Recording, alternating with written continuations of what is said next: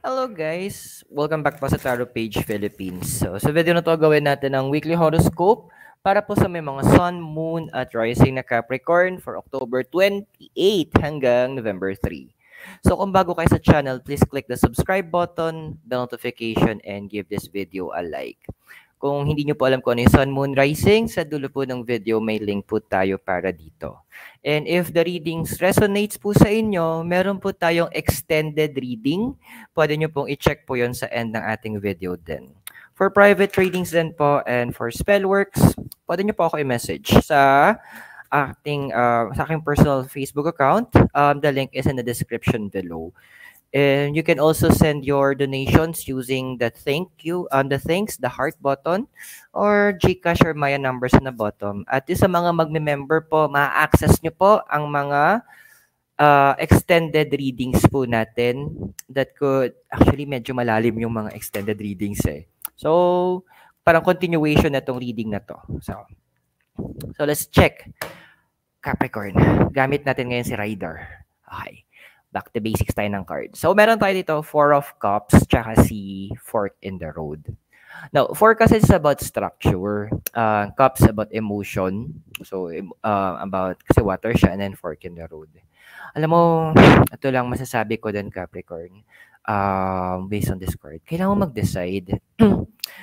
Kailangan mo nang mag-decide kung alin ba yung pipiliin mo. Kasi, andoon na, you are, kumbaga, pwede nating sabihin na parang nasa crossroads ka ngayon, kung ano yung pipiliin mo, kung sino yung sasamahan mo, kung sino yung, ano yung pagbibigyan mo. Kasi, ang nakasalalay dito, actually, are several things na nakikita ko with the Four of Cups.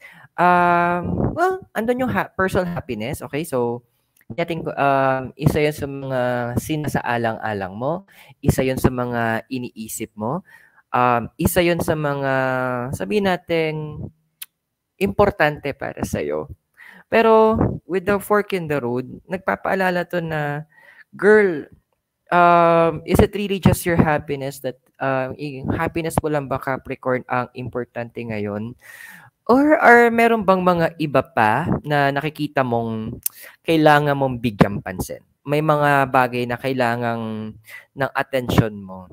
Sometimes kasi what we want, yung akala natin nagpapasaya sa atin, hindi pala talaga siya good para sa atin. So parang ganito yan eh.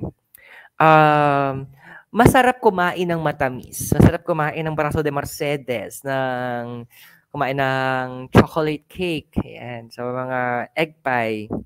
So, those are just few of the sweets na gusto nating natitikman. Mga bukayo, kutsinta.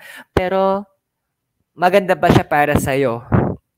Okay ba siya para sa'yo? Andun kasi napaalala lang na anything, kapag yun ang pinipili kasi natin, andoon yung punto na the card is advising na sa ngayon masaya, pero pag tumagal yan, hindi na maganda yan. Pag tumagal yan, masakit na sa ulo. Worse, pag tumagal yung kakamatamis natin, diabetes, di ba? And diabetes, alam natin, madaming complications yan. So, yung ganun din yung happiness eh. Parang tamis din to eh. So, pinapaalala sa'yo ng card na there are things na kailangan mo din sa life. And minsan yung mga pait, yun yung importante. Kasi it gives us the idea na, kumbaga, it will help us actually appreciate more yung tamis na binibigay ng buhay. Parang gano'n yan eh. Paano mo masasabing masaya sa liwanag kung hindi mo pa naranasan dumaan sa dilim? Paano mo ma-appreciate yung healing kung hindi mo pa nadaanan ang sakit? It's about the contrast of life. It's about yung balance. So may tamis, may pait. So eto na yun. Kailangan mong pumili. And unfortunately, siguro kasi nga, ano to eh, residue na ng Pluto retrograde. Kailangan mo piliin mo na yung tamis, kapatid. Kailangan piliin mo yung kung ano yung masakit. Piliin mo kung ano yung hindi kaaya-aya. Piliin mo yung tipong nakakapagod. Remember, parang yung parang sa gym, sa una lang yan eh. Sa una, sakit na katawan. Sa una, para kang nabugbog. Para kang lupa, para kang hindi ka makagalaw. But if you will stop there, wala na. Yung sakit noon tatagal. Kaya minsan kailangan andoon na banatan mo ulit na isa pang buhat eh. Ano kasi nagko-cross sa'yo? Judgment, tsaka chaos and conflict. So, judgment kasi something na nawala ang bumalik. Ngayon, something na meron ang tatanggalin. Chaos and conflict. Alam mo, minsan mas madaling tanggapin kapag yung isang tao, isang bagay is willingly natin binibitawan. Mas madali 'yon kaysa yung puwersahang kukunin sa atin ng universe. That is painful to a certain extent. Kasi andoon na once na tinanggal, pag yung inagaw sa atin ng universe, yung kailangan mawala, hirap. Kasi andun yung struggle eh. Andoon na may punong braso ka talaga. Andoon na masasaktan ka in such a way kasi lumalaban eh. Now, the card is advising na as early, ang gawin mo na, as early as now, i-let go mo yung mga kailangan mo i-let go. Andoon na, bitawan mo na. You know kung ano yun eh. Pero andoon na pinipili mo na wag mong pansinin, pinipili mo na wag mong ramdamin, pinipili mo na hindi, okay lang yan, maglilipas din yan. Sorry kapatid, ngunit hindi to lilipas. So it could be an emotion that you are being called na kailangan mo i-sacrifice. Pwedeng galit, sama ng loob, or masakit eh, pagmamahal mo sa iba, may pagmamahal mo sa isang tao. So those are the things that the universe is calling you to let go. And hindi na kasi healthy eh. Kung titignan mo, yung iba sa inyo, sa sobrang dami nyo ini-invest doon sa kailangan i-let go, pero yung return, wala. Kung meron man ambon-ambon, mumu. Kung meron man gabarya. Capricorn, mataas ang value mo. Paalala lang ha. Hindi ka putyo-putyo. So, kung ganun ang trato sa'yo ng mga taong yan, why is it you are still staying there? Bakit mo kailangang hayaang mag-stay ka kung nasaan ka ngayon? That is not healthy. Ikaw ang kawawa dito, kapatid. Pag tumagal to. Ano ba kasing desire mo? So, meron tayong Ace of Swords tsaka Soulmate. So, Ace kasi, symbol to na, Ace is the number 1, so creations and beginning. And then Swords is about air, about the mind and the intellect, and soulmates. So it's about some sort of partnership. Alam mo Capricorn, alam mo naman sa mind mo na kailangan mo na tong, kumbaga, you need to pursue this, you need to do this, that this is the right thing to do. Bakit kailangan mo labanan? Why is it that you're fighting what needs to be done? Why is it that nilalabanan mo yung bagay na to? Ano ba yung bagay na gusto mong gawin? Ano ba yung bagay na gusto mong ipagpatuloy sa buhay mo? You are being called to let go of it na. Alam mo yun sa mind mo eh. Wala na to. Ano na to? Hopeless case na. And what I'm seeing here sa iba sa inyo, it's more on doon sa more on sa sama ng loob, galit, tsaka yung umaasa. Tatlo yung nakikita ko dito na andoon na sama ng loob towards a certain person na matagal nyo nang nakasalamuha, so walan kayo ng communication. Galit towards someone na pinagkatiwalaan mo pero ending nga. Then also yung panghihinayang isa. Kasi ang dami mong ininvest, ang dami mong binigay, pero parang wala lang nangyari. Parang lang, parang ganun yung dating, hindi na-appreciate. Pangat ng term ko. So, sorry pero yun yung lumalabas eh.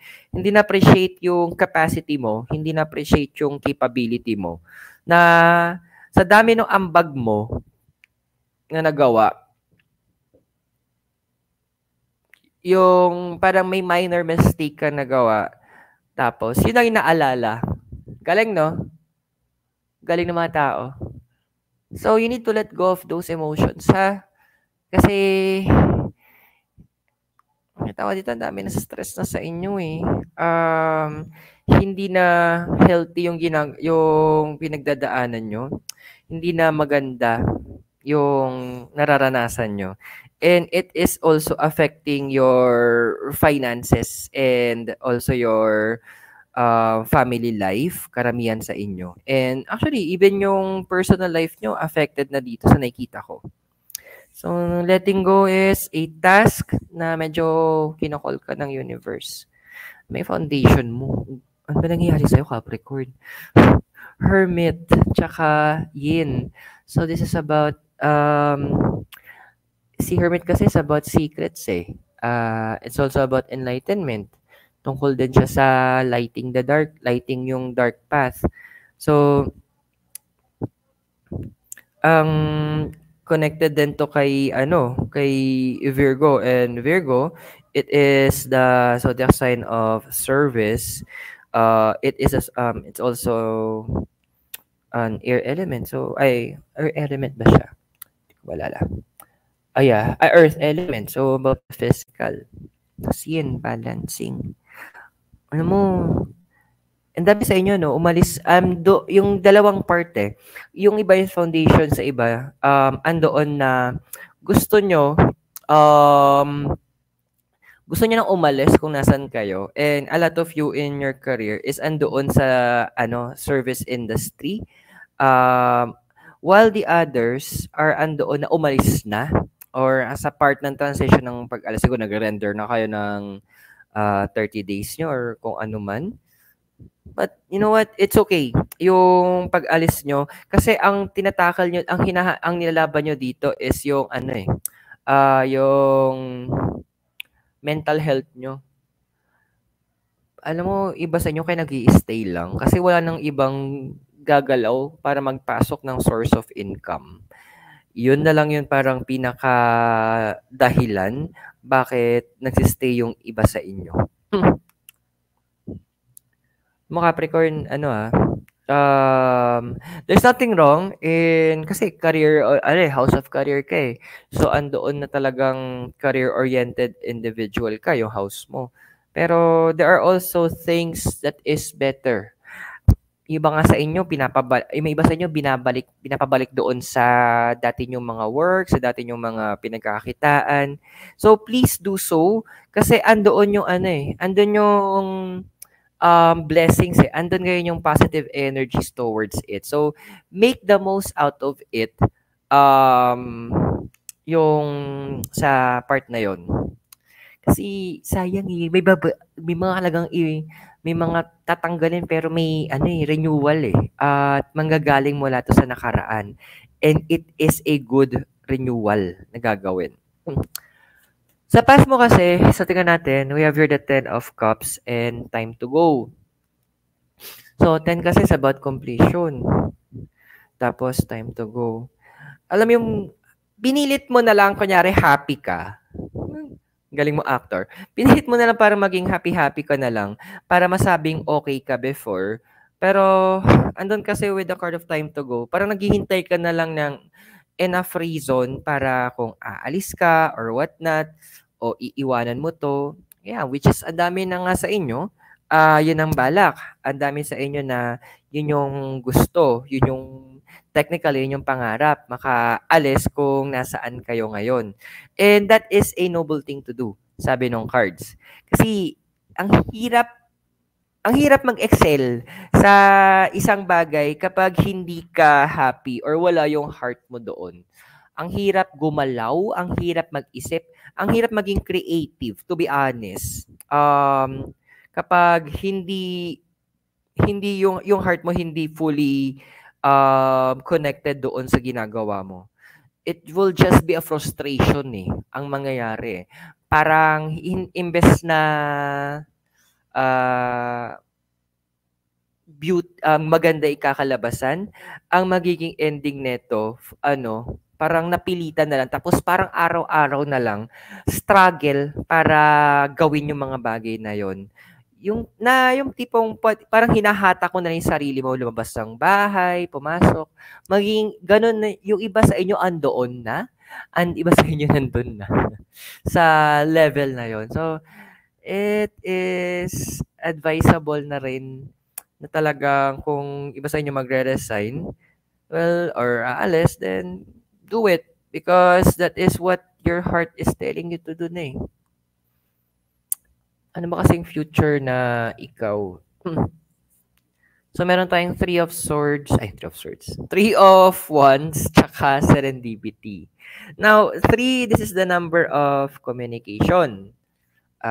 Si Wands naman, fire. So, tungkol siya sa mga passions and energies natin. Habang serendipity, ayan. So, it's about, serendipity, parang you are at the right place at the right time for the right moment. Yun yung pinaka-interpretation ko sa kanya. May mga what I'm seeing here kasi, there will be may mga, since may mga inalis nga, may mga yung mga ibabalik, this is for reconciliation. May kumbaga, iba sa inyo makikipagbati. Kumbaga may mga relationship na ibabalik ng universe para sa'yo because that is the right thing to do.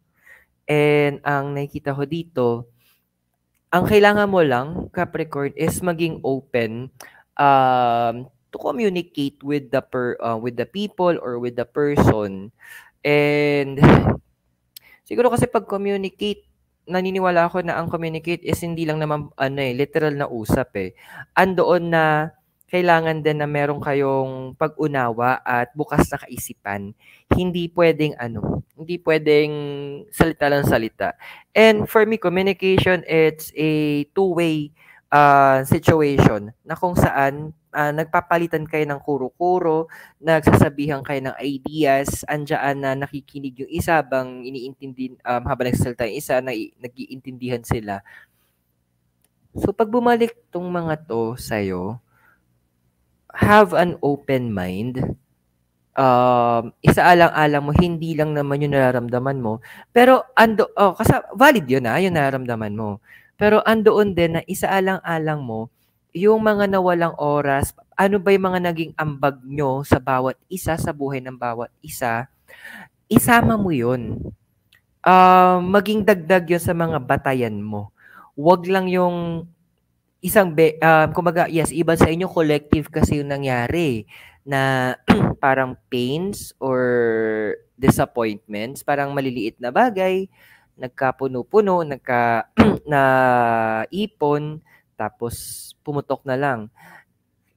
One of the reasons why nangyari yon, sabi din dito ng Three of Wands, is hindi ka kasi nagsalita din. So, at some point, hindi natin pwedeng isisi doon sa other party lahat. Andoon din na meron tayong pagkukulang. Meron din tayong kailangan mapunan.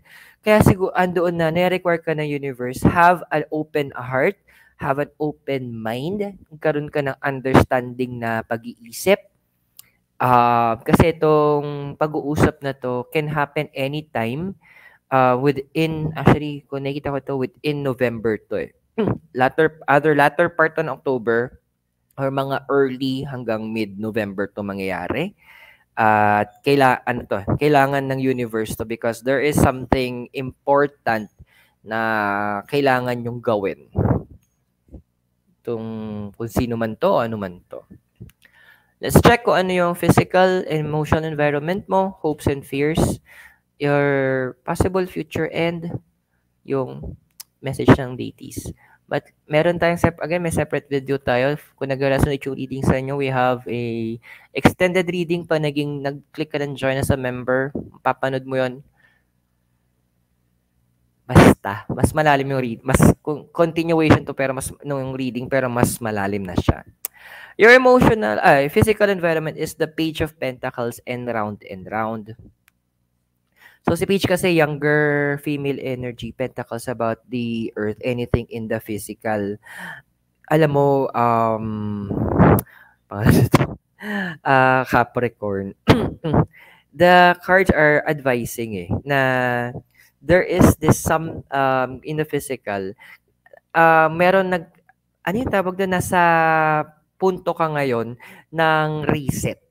Sa punto ko ngayon ng sabihin natin na may may bago kang tatahaking landas. And sometimes, yes, it is scary. Nakakatakot na pag yung bago yung dadaanan. Kasi natin alam, di ba? Parang sa kalsada, baka mamaya bilang may lumabas na aso dyan or may nag-aabang palang may hindi magandang balak.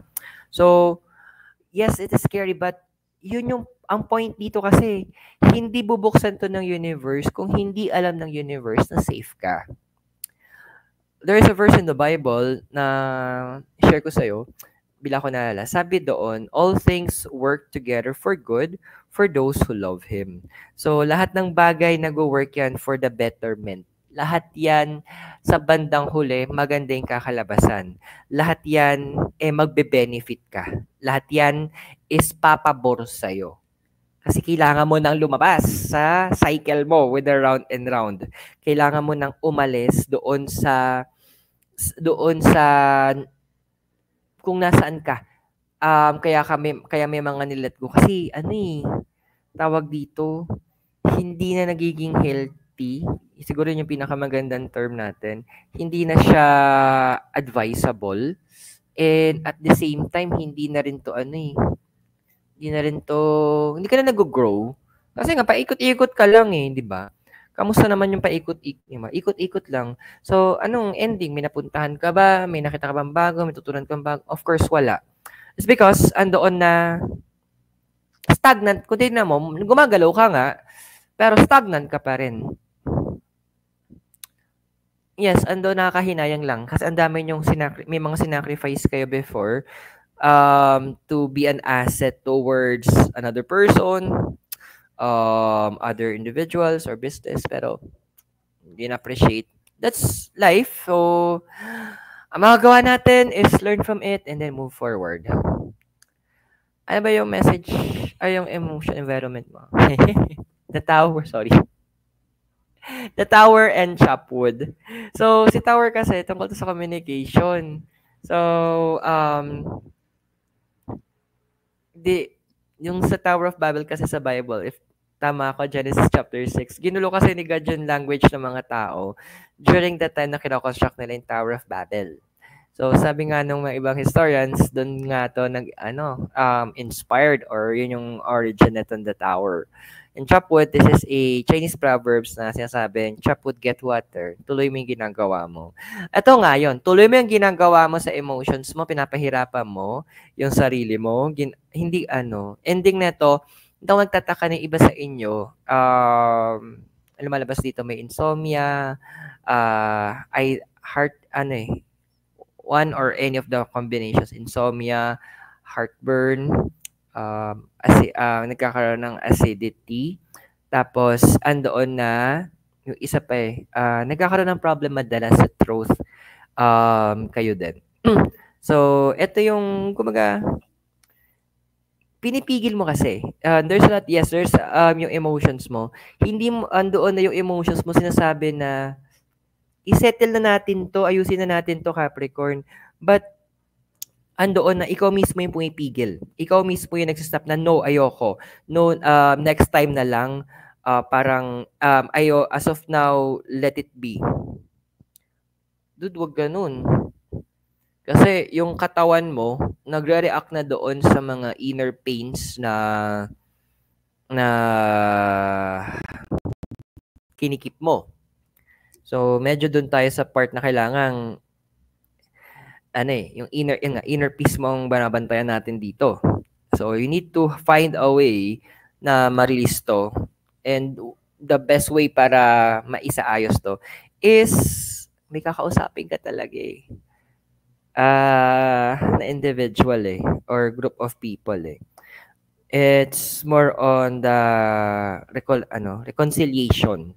Medyo may mga magiging magbabati kayo ng taong to.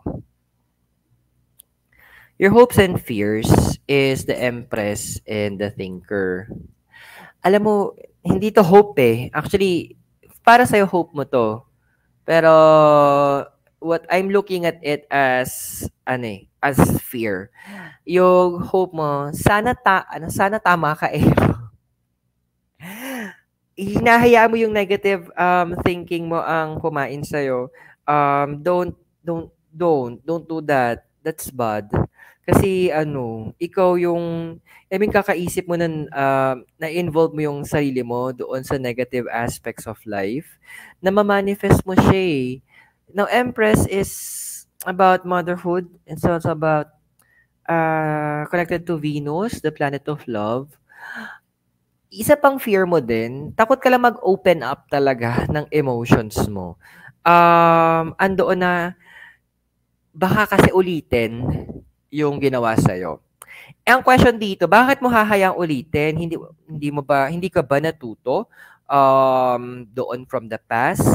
Na 'di ba sabi nga history repeats itself. So, hindi ka ba natuto doon? So hahayaan mong maulit 'yon, hindi ka magse-set up ng boundaries, hindi ka magsasalita if necessary. Those are the things that you need to consider. Sinasabi din ng card sa'yo. You're stretching everything too much. So, wag ganun. Scary kapag kinuloy-tuloy mong ganun. Your possible future is the Four of Wands tsaka TikTok. Well, first about structure and it's also about celebration general. It's about a happy family. So hindi ako magtataka na magkakaayos din kayo ng mga individuals na to. Kasi isa sa mga isasaalang-alang mo dito is yung ang tagal na ng friendship o ang tagal na nung connection, ang tagal na nung understanding with each other. And sayang. And I see it here kasi time also yung time napakadito na it also healed you at a certain point. So andoon na you're okay naman ni. You're good naman na. It's just that hold back mo yung sarili mo. Yung mga baka ayun. Naintindihan ko naman kasi you're trying to protect yung inner peace mo. Tinatry mong alagaan yung emotions mo. Kasi nga medyo badly damaged din. Pero wag mo namang hayaan na patagalin to. Kasi sometimes ito yung may kasabihan na sometimes opportunity only knock once. Minsan ang oportunidad, isang beses mo lang yan may encounter. So, wag nating hayaan na lumagpas ito sa mga kamay natin. Wag mong hayaan na mawala ito kasi hindi natin sigurado eh. Baka mamaya hindi na maulit itong oportunidad na to. What if ito na yung last chance, 'di ba? What if lang? Ano ba sabi kasi ng mga deities mo?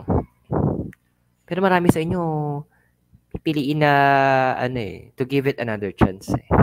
But your deity is saying here is the planet is Venus, beauty, value, and the wish to love. Diba? Deep inside pa rin, andoon na you know that you still love the individual. You know that you still want to magkaroon ka ng connection with the person. Gusto mo pa rin na andoon na masalba kung ano man yung meron kayo na andoon na mabigyan ng ma-patch up ulit. Kasi life is too short eh. Para masyado tayong magpa-affect sa mga negative emotions natin. Life is too short for that. Huwag nating hayaan na masayang lang doon yung mga bagay-bagay. So, I hope nakatulong po yung readings sa inyo at tandaan yung readings natin. They are for guidance purposes. May free will tayo, use it wisely. Kung bago ka sa channel, please click the subscribe button, bell notification, and give this video a like.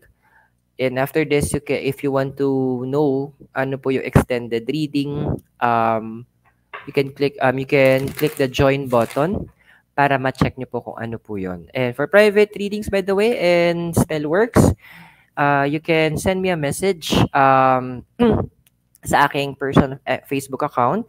Link is in the description below. Donations can be sent via GCash or Maya or using the thanks button. So, Capricorn, maraming salamat sa iyo. God bless, namaste, Hare Krishna, and blessed be. At naway magkita tayo very soon. Mula po dito sa La Trinidad, Benguet, kasama po si Mickey Noodles. This is Airo. You have a great day. Keep safe. Goodbye.